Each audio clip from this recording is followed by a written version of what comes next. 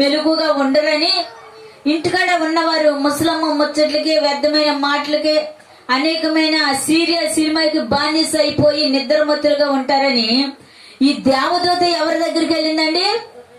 ఎవరి దగ్గరికి వెళ్ళింది? గొర్రెల కాపరుల దగ్గరికి వెళ్ళింది. హల్లెలూయా, హల్లెలూయా. ఇంటికి రావచ్చు కదా, ఇంటికాడ ఉన్న వాళ్ళు చక్కగా నిద్రపోతారుగా, తలుపు తట్టొచ్చు కదా. ఎందుకంటే వారి విశ్వాసాన్ని చూసి, వారి హృదయాన్ని పరిశోధించి గొర్రెల కాపరి దగ్గరికి దేవదూత వెళ్ళిందండి. హల్లెలూయా, హల్లెలూయా.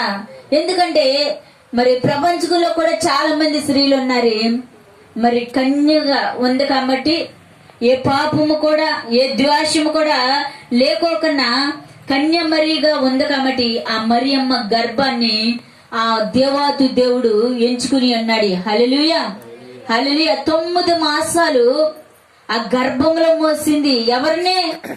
పరిశుద్ధుడిని అండి, పరిశుద్ధుడిని. ఎంత ధన్యురాలండి. హల్లెలూయా. 9 మాసాలు ఆ గర్భంలో ఉంచుకుని ఆనందించింది.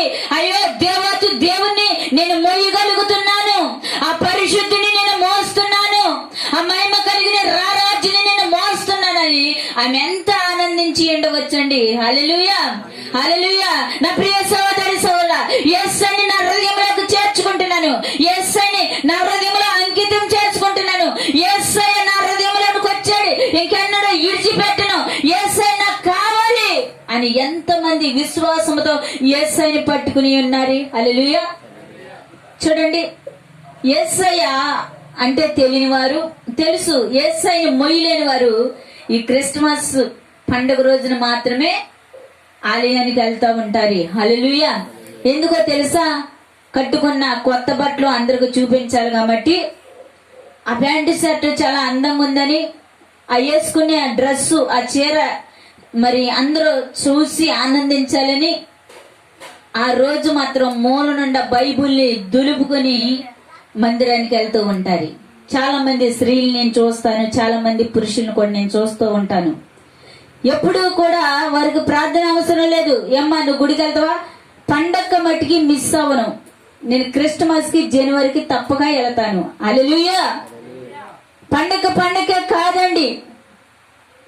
యేసయ్యని మరియా 9 మాసాలు తన గర్భంలో ఆనందంతో మోసింది.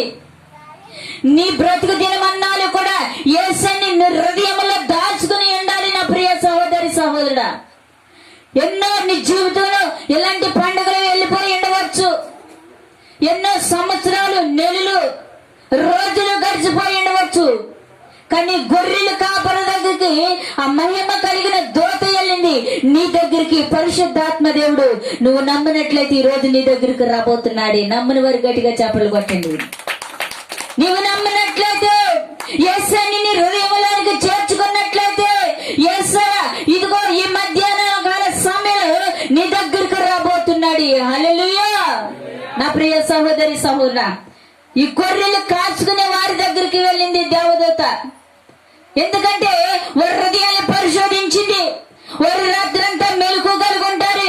ఆ దేవత దేవుని చూడడానికి మొట్టమొదటిగా వీరే వెళ్ళగలుగుతారు.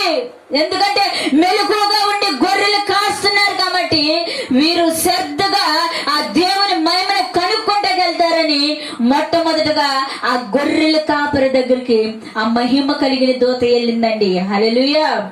ఇంటికాడ పడుకున్న వాళ్ళ దగ్గరికి వెళ్ళొచ్చుగా, ఎందుకంటే వారు లెగరు కాబట్టి, మెలకుగా ఉండరు కాబట్టి, మొత్తులైపోతారు కాబట్టి. ఎందుకంటే పగలంతా ముసలమ్మ ముచ్చట్లు చెప్పుకుని అనేకమైన వాటికి లోబడిపోయి, అనేకమైన పాప ద్వేషాలకు లోబడిపోయి మనం బలహీనలయ్యి మొత్తుగా ఉంటాం కాబట్టి ఆ దూత మన దగ్గరికి రాలేదండి. ఎక్కడో పొలములో గొర్రెలు కాచుకుంటున్న వారి దగ్గరికి వెళ్ళి దేవాతి దేవుని దూత ఏమని చెప్తుందో వాక్యం ద్వారా తెలియపరచుకుందాము. చదువునా. రాత్రి వేళ తన మందను కాచుకుంటుండగా ప్రభు దూత వారి వద్దకు వచ్చి నిలుచును. అబ్బా ఎంత మంచి మాట అండి. ప్రభు మహిమ వారి చుట్టూ కూడా ప్రకాశింపబడిందంట. వారి చీకట్లో గొర్రెలు కాస్తున్నారు, వారు అర్ధరాత్రిలో గొర్రెలు కాస్తూ ఉన్నారు. వాళ్ళకి వెలుగంటే ఏమీ లేదు. ఆ మహిమ కలిగిన దూత ఎప్పుడైతే అక్కడ వారి మధ్యన దిగబడిందో వారి చుట్టూ కూడా ఎలుగంతా కూడా ప్రకాశింపబడుతుందంటండి. హల్లెలూయా. యేసయ్యని నీ హృదయంలోనికి ఆహ్వానిస్తే నీవు కూడా వెలిగించబడబోతున్నావు.